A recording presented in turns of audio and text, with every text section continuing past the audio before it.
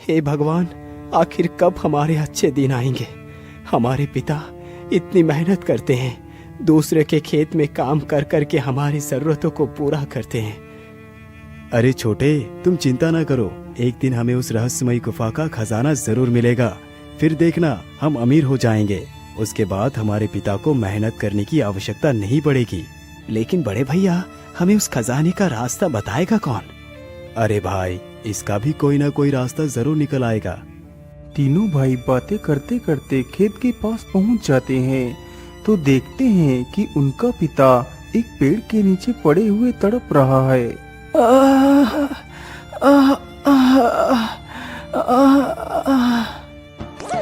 अरे पिताजी, आपको क्या हुआ? आपको तो बहुत जोर का बुखार है। चलो इन्हें वैद्य के पास ले चलते हैं। नहीं बेटा, अब वैद्य के पास जाने का कोई लाभ नहीं। अब मेरा अंतिम समय आ गया है। नहीं पिताजी, आप ऐसा मत बोलिए, आपको कुछ भी नहीं होगा। नहीं पुत्र, अब कुछ भी नहीं हो सकता। जो मैं कहता हूँ उसे ध्यान से सुनो। हाँ पिताजी, बोलिए, आप क्या कहना चाहते हैं? मेरे पुत्रों, चाहे कितनी भी तकलीफ परेशानियां क्यों ना आ जाएं, तुम तीनों कभी भी एक दूसरे के साथ कपट मत करना। हमेशा मिलकर रहना, इसी में तुम्हारा कल्याण होगा मेरे पुत्रों। इतना बोलते ही उस व्यक्ति की मृत्यु हो जाती है। पिताजी, आप हमें छोड़कर इस प्रकार नहीं जा सकते। आपके सिवा हमारा है ही कौन?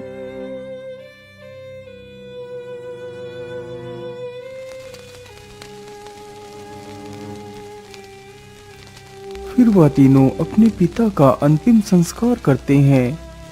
भैया, अब हम तीनों तो अकेले हो गए हैं। अब हम पैसा कहाँ से लाएंगे? छोटे, तुम चिंता ना करो, हम तीनों इस रहस्यमयी गुफा को ढूंढते हैं। हो सकता है वो गुफा हमें मिल जाए। हाँ हाँ बड़े भैया, आप एकदम उचित कह रहे हैं। हमें उस खजाने को ढूंढना चाहिए। इतना सोचकर तीनों भाई उस रहस्यमयी खजाने की तलाश में निकल पड़ते हैं। तीनों भाई चलते चलते जंगल के बीचों बीच पहुंच जाते हैं।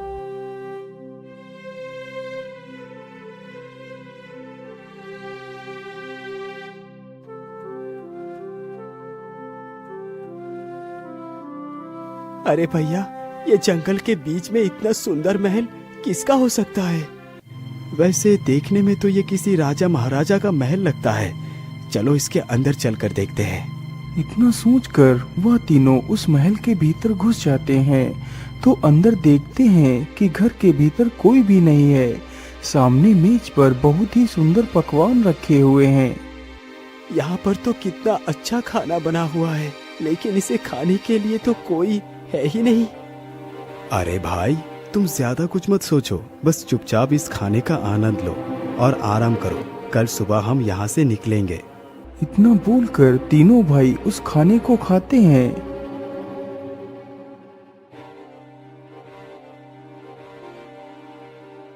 अरे वाह वाह वाह, खाना तो कितना शानदार था। खाना खाकर तो मुझे बहुत जोर की नींद आ रही है। हाँ हाँ, नींद तो मुझे भी बहुत जोर की आ रही है। चलो अब सो जाते हैं। फिर वह तीनों सो जाते हैं।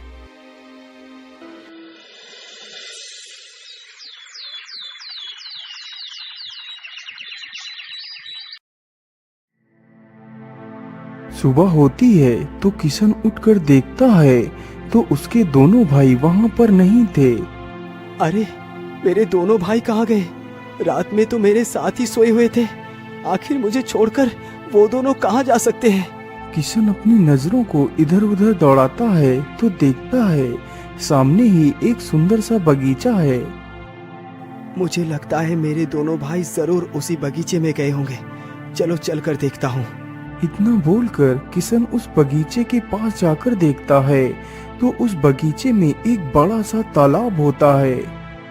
अरे, यहाँ पर तो एक तालाब भी है, लेकिन इस तालाब में ये कौन खड़ा हुआ है?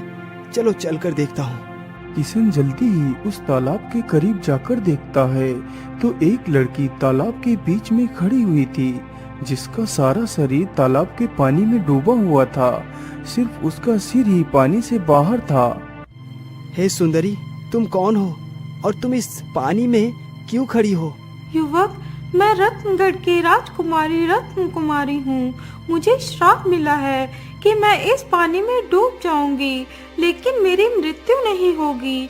जब कोई नेक दिल इंसान इस राजमहल में आकर दिन रात महल के अंदर सोएगा तो मैं श्राप से मुक्त हो जाऊंगी। राजकुमारी, मेरा नाम किशन है। मैं तुम्हारी सहायता अवश्य करूंगा, लेकिन मैं अपनी दोनों भाइयों को ढूंढ रहा हूँ। किशन, मैं जानती हूँ कि तुम्हारे दोनों भाई कहाँ हैं। पहले तुम मुझे इस श्राप से मुक्त कराओ, फिर मैं तुम्हारे साथ विवाह करूँगी और तुम्हें तुम्हारे भाइयों के पास पहुँचने का मार्ग भी बता दूंगी। वैसे इस घर में सोना इतना मुश्किल क्यों है? आखिर क्या है इस घर के अंदर? आज रात तुम वह भी देख लेना, लेकिन तुम जो कुछ भी देखना, परंतु डरना नहीं। यदि तुम डर गए तो समझो मर गए। तुम्हें अपने स्थान से हिलना भी नहीं है। राजकुमारी की बात सुनकर किशन महल के भीतर चला जाता है और सो जाता है। जैसे ही आधी रात गुजरती है तो चारों तरफ शोर की आवाज सुनकर किशन की आंखें खुल जाती हैं।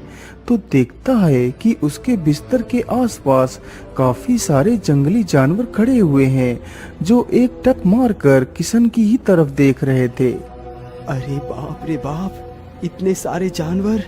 ये जानवर तो कितने खतरनाक लग रहे हैं, लेकिन मुझे इन जानवरों से डरना नहीं है।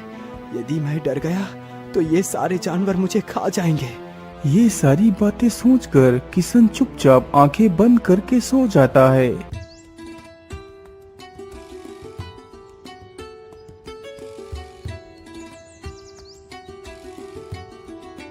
अरे ये क्या?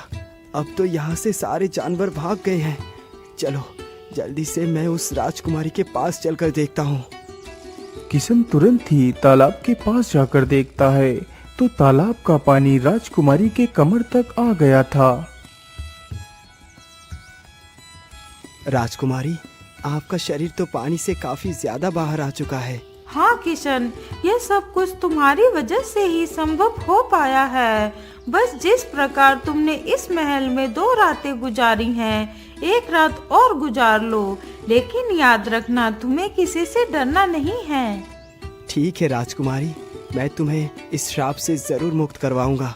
इतना कहकर किशन वहाँ से चला जाता है। उस रात भी किशन गहरी निद्रा में सोया हुआ था। तभी उसके कानों में आवाज जाती है तो उसकी आंखें खुल जाती हैं। तो देखता है कल से भी ज्यादा जानवर आज आकर उसके बिस्तर के पास खड़े हुए हैं। किशन को एक टकटकी मार कर देख रहे हैं, लेकिन किशन डरता नहीं, वह फिर से सो जाता है।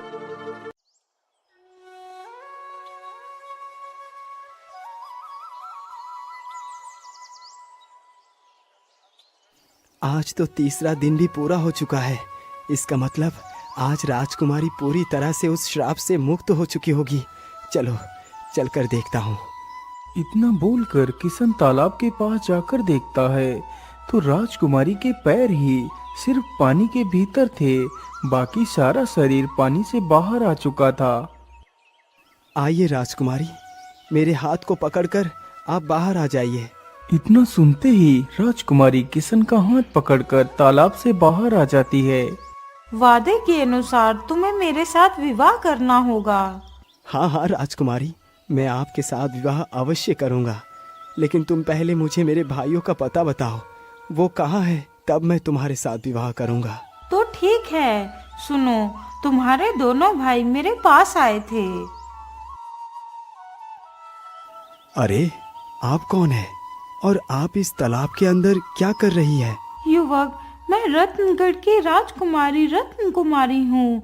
मुझे श्राप मिला है कि मैं इसी तालाब में डूब जाऊंगी, लेकिन मेरी मौत नहीं होगी। इसी श्राप के कारण मैं 20 वर्षों से इसी तालाब के अंदर डूबी हुई थी, लेकिन आप लोगों ने इस महल में एक रात गुजारी, इसीलिए तालाब का पानी घटकर मेरी गर्दन तक आ गया है। यदि आप लोग इस महल में 2 रात और गुजार दें तो मैं इस श्राप से मुक्त हो जाऊंगी। हाँ हाँ राजकुमारी, हम लोग आपको यहाँ से जरूर मुक्त करवाएंगे, लेकिन उससे पहले मेरी एक शर्त है। हाँ हाँ बोलो युवक, मैं तुम्हारी प्रत्येक शर्त मानने के लिए तैयार हूँ। राजकुमारी, यदि आप मुझे उस रहस्यमयी गुफा के खजाने का पता बताएं, तो मैं आपको यहाँ से जरूर आजाद करवाऊंगा। युवक, वह रहस्यमय गुफा नीलगिरी की पहाड़ियों पर है।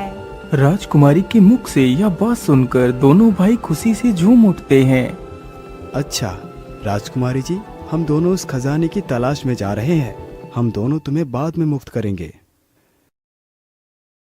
लेकिन भैया, हमारा छोटा भाई तो महल के अंदर ही है, हमें उसे भी ले लेना चाहिए। अरे नहीं भाई, खजाने को सिर्फ हम दोनों ही ढूंढेंगे। यदि छोटा भाई भी हमारे साथ चलेगा तो हमारे खजाने के 3 हिस्से हो जाएंगे। लेकिन युवक, ये तो धोखा है। राजकुमारी की कोई भी बात वह दोनों नहीं सुनते और चुपचाप वहाँ से चले जाते हैं। किशन, तुम बहुत ही अच्छे हो। मैं तुमसे बहुत प्रसन्न हूँ, इसीलिए मैं तुम्हें एक चमत्कारी बूटी देती हूँ। किशन, तुम इस बूटे की मदद से किसी के भी प्राण बचा सकते हो, लेकिन याद रखना, इस बूटे का उपयोग तुम सिर्फ एक बार ही कर सकते हो।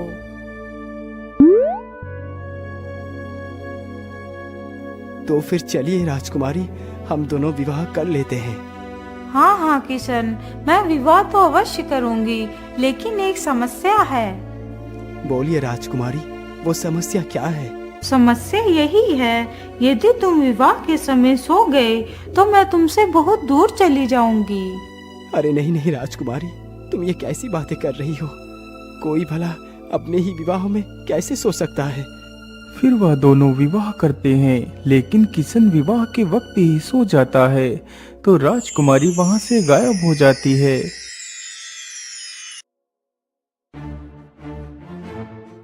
अरे ये क्या हुआ? मैं सो कैसे गया? राजकुमारी, तुम कहाँ चली गई? हे भगवान, जो राजकुमारी ने करने को मना किया था मैं वही कर बैठा। अब क्या करूं? पता नहीं राजकुमारी कहाँ चली गई। इतना सोचकर किशन राजकुमारी की तलाश में निकल पड़ता है। वह चलते चलते जंगल में काफी दूर निकल जाता है। तभी उसकी नजर एक पेड़ के नीचे बैठे साधु पर पड़ती है। चलो इन साधु बाबा से ही मदद मांगता हूँ, हो सकता है यही मेरी कुछ मदद कर पाए। बाबा, आंखें खोलिए बाबा, मेरी सहायता कीजिए।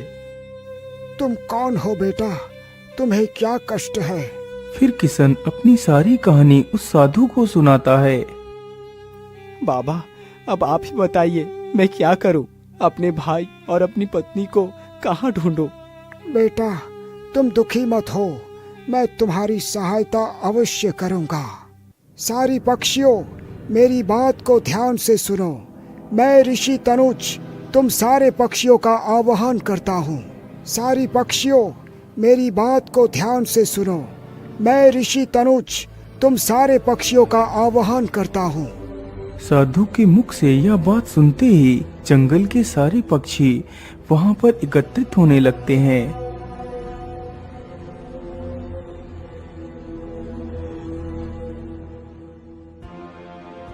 सारे पक्षी तो आ गए, लेकिन अभी तक गिद्धराज क्यों नहीं आया?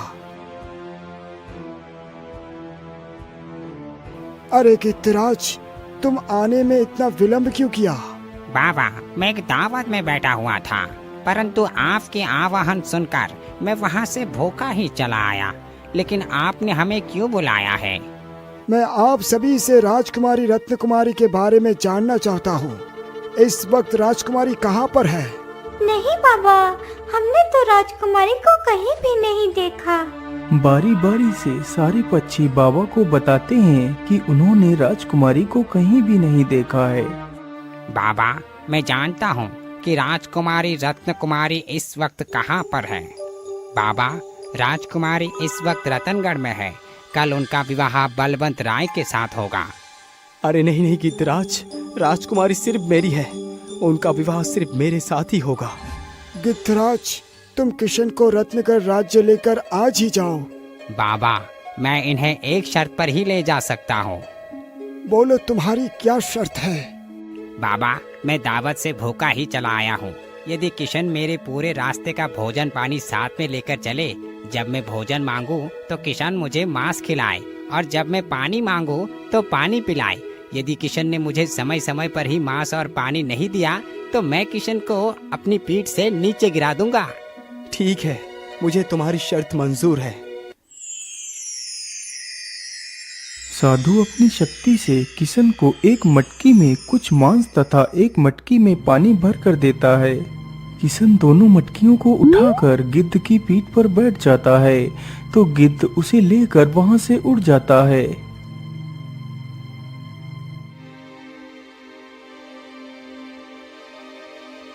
गिद्ध को कुछ दूर चलने पर ही भूख लगाती है। अरे भाई, मुझे भूख लगी है, मुझे मांस खिलाओ। इतना सुनते ही किशन मटकी से एक मांस का टुकड़ा उठाता है और गिद्ध को खिला देता है और फिर पानी पिला देता है। इसी प्रकार दोनों अपनी यात्रा तय करते हैं। गिद्ध को जहाँ भी भूख लगती वहाँ पर वह मांस और पानी मांगता।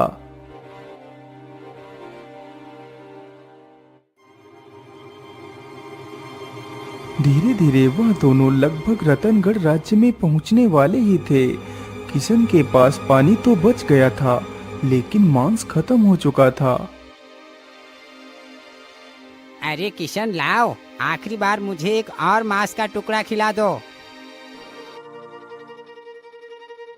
अरे क्या हुआ भाई, इस बार तुम खाना देने में इतना विलंब क्यों कर रहे हो? कुछ नहीं गिद्धराज, जरा रुकिए, मैं अभी आपको मांस देता हूँ। इतना बोलकर किशन अपनी ही एक भुजा से मांस को नोचकर गिद्ध को खिला देता है। तभी कुछ ही देर में वह दोनों राजमहल में पहुंच जाते हैं।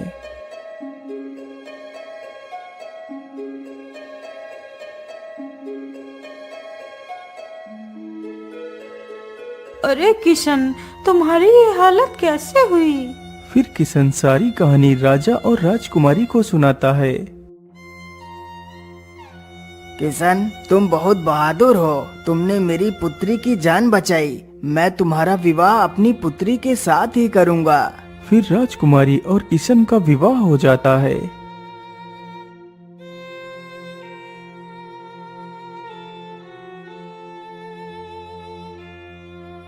अच्छा महाराज, आप मुझे जाने की अनुमति दें। मैं अपने दोनों भाइयों को ढूंढने के लिए जा रहा हूँ। मैं जल्दी ही राजकुमारी को लेने आऊंगा। इतना बोलकर किशन अपने दोनों भाइयों की तलाश में निकल पड़ता है।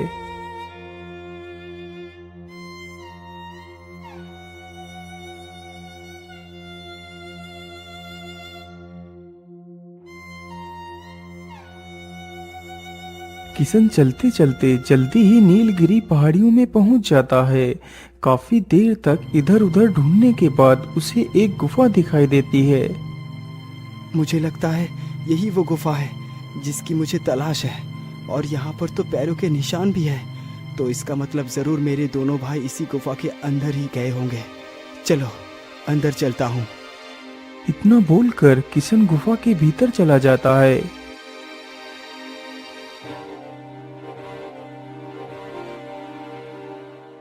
पैरों के निशान तो इस ओर को ही गई है। किशन पैरों के निशान को देखकर उस ओर को ही जाता है जिधर वह पैरों के निशान गए हुए थे।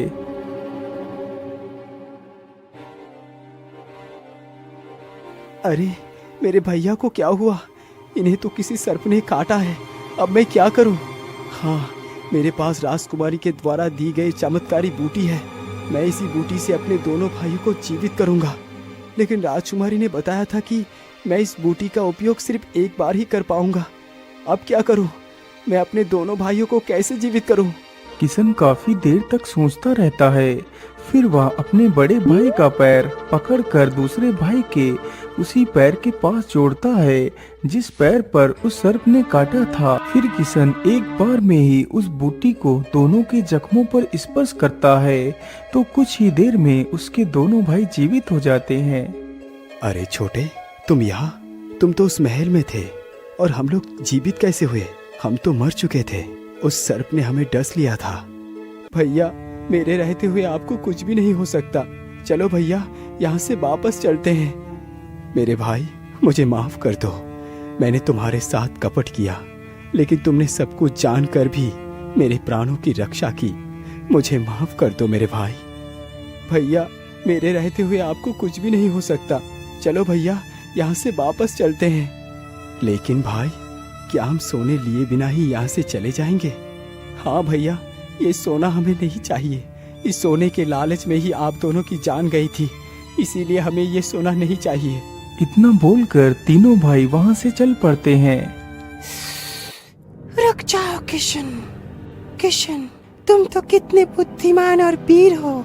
इतना सारा सोना देखकर तुम्हारे मन में जरा सा भी लालच नहीं आया।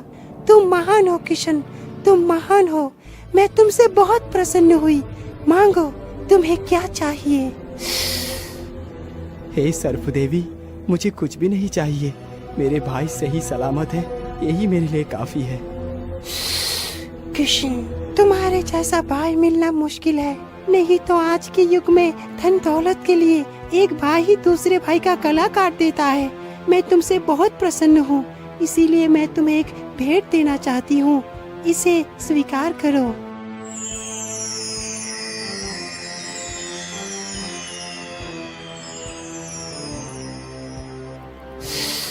किशन, ये सारा खजाना तुम्हारा है।